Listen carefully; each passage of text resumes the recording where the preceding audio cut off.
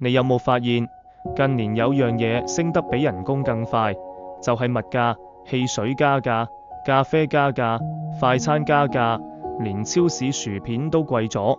但有一樣嘢40年都冇變過，就係 Costco 熱狗套餐，一條超大熱狗加任飲汽水，由1985年買到今日，仲係1.5美元。究竟 Costco 係做善事，定係背後有個更深層嘅商業秘密？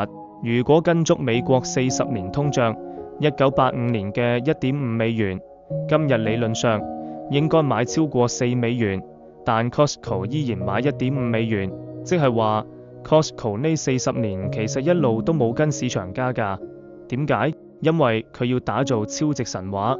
Costco 知道顧客未必記得牛扒幾錢，洗衣液幾錢，但一定記得 Costco 熱狗永遠都係1.5蚊。久而久之，呢 set 熱狗套餐就變成咗品牌象徵，等於話俾你知，我哋連熱狗都唔加價，其他貨品都抵買。一般公司面對成本上升會加價，但 Costco 做咗相反嘅事，佢直接買肉廠，自己生產熱狗，連供應鏈都控制埋，目的只有一個，守住1.5美元。甚至有傳聞當年有高層提議加價，但創辦人 Jim Sinegal 嘅反應非常直接，如果你加熱狗價，我會炒咗你。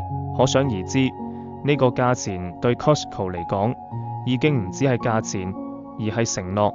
其實我哋個個都試過，本來入 Costco 只係想買包紙巾，然後見到牛扒特價，零食又好似幾抵，最後去到收銀300蚊冇咗。你以為 Costco 想你買多啲貨，但其實你早已經進入咗佢設計好嘅系統。而真正嘅反轉係 Costco 根本唔係靠熱狗賺錢，而有趣嘅係，相比起買貨，會員費一直都係 Costco 最重要嘅利潤來源之一。真正高利潤部分往往來自會員費。當你覺得呢度夠抵買，你就會入會，入咗會你就更有理由繼續嚟，而每年續會就變成一種習慣。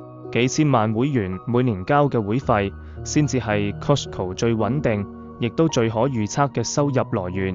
所以嗰個1.5美元熱狗套餐唔只係產品，甚至唔只係一種促銷，佢其實係一部建立信任嘅機器。你以為 Costco 買緊熱狗，其實佢買緊信任。